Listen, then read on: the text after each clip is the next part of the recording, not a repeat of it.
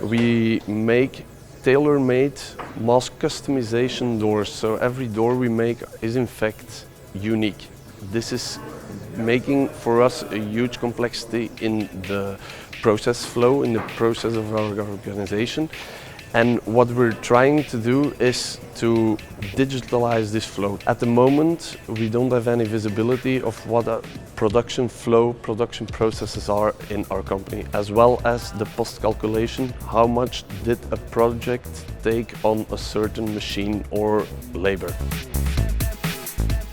With the new FactorySense project, which is organized by TRIF, we've seen that by low cost, low impact sensors in our company, we will be able to visualize our company. The IoT sensors in the company will enable us to handle this complexity of this mask customization and variation in our production facilities. We will have a post calculation. We will be able to see how many resources every door or every product took, and we will be able to analyze and furthermore as well to make our production better and make strategic decisions as well as pricing decisions. This is a huge strategic advantage and will enable us to grow in the future as well as sustain our company in the whole building industry.